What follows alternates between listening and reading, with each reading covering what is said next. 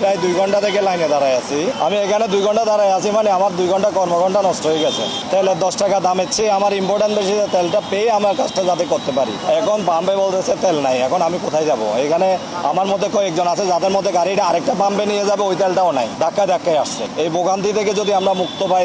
সাধারণত একটা তেলে 3 থেকে 4 ঘন্টা সময় ব্যয় করা পড়ে। এর আসলে আড়াই দুঃখজনক। আড়াই বাজে আসি, 2টা বসে 2.5 ঘন্টার খাঁচা, 3 ঘন্টা খাঁচা আছি প্লাস। এর তো আসলে ভোগান্তিত বসে, কিন্তু আর দুঃখজনক। আর কোয়ালার কষ্ট হনদিনে যেত না। আর সাধারণ মানুষ কষ্ট পাইয়েই যায়। আর মনে করি যদি কি আর ভাগ্য চেঞ্জ হইব, নতুন সরকার এসে সরকারের কিছুটা আর ভাগ্য চেঞ্জ হবে, বরং আরো অবনতি। আর ভুক্তভোগী অর্থাৎ জ্বালানি ক্ষেত্রে গিয়ে আর প্রচুর ভোগান্তিতে আছে। জ্বালানি মন্ত্রী হজ যে তেল সংকট নাই, তেল আছে। জ্বালানি মন্ত্রী ঘরত আছে দেখি, ওর গছা গইলে বোঝা যাবে আসলে দূর আছে। জ্বালানি মন্ত্রী থাকলে মানুষের গাইল নদী তাহলে বলে 3 ঘন্টা সময় ব্যয় করা পারে, তাহলে বাকি মানুষের তার হাম নাই। 20 টাকা বাড়তি দিয়েও তেল তো আমরা ঠিক টাইমে তেল না পালে তো আমার 20 টাকা বাড়তি হচ্ছে না। তো আমি প্রায় 3 ঘন্টা দাঁড়ার ভরত আমরা তেল পাচ্ছি। এখন তেলের মুখোমুখি আসছি। এখন দেখতেছি যে 120 টাকা তেল 140 টাকা করি না।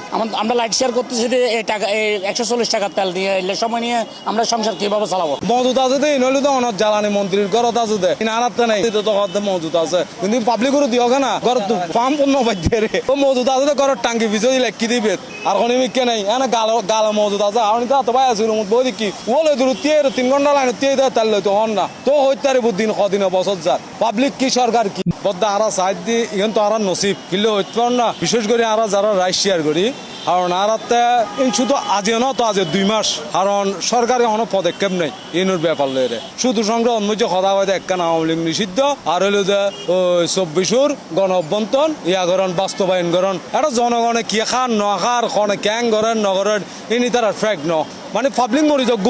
কারণ অনশন না 15 মান পেট্রোল পাম্প গুড়িয়া এরে আগ্রাবাদ তো হাইলা এরে ইতুন তেল লম পড়ত দে ইও 2 ঘন্টা থিয়ে এরে, তাও হত 140 টিয়া, আগে 120 টিয়া। নতুন দামে বেচত দে, যদি বেলে পাই তাহলে 2.5 ঘন্টা মানিরত রাজি আছি।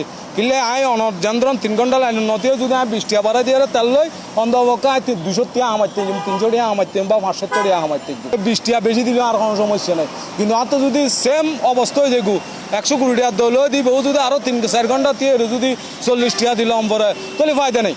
তারা তো তেল যত 2-5 মিনিট তেল ফেলে দিতাম, 2 মিনিট ভিতরে তেল ফেলতাম। 3 ঘন্টা 3.5 ঘন্টা অনশন, ওটা অলরেডি মারামারি বাজে কি। তো ইয়ে হারে ব্যর্থতা, জ্বালানি মন্ত্রীতে ব্যর্থতা। এই তারা তেল আছে সংক্রান্ত, কিন্তু জ্ঞান নেই, পেট্রোল পাম্প তেল নেই। 3 ঘন্টা যাবত জানি না, নসিবে থাকলে পাবো, আল্লাহ যদি চাই।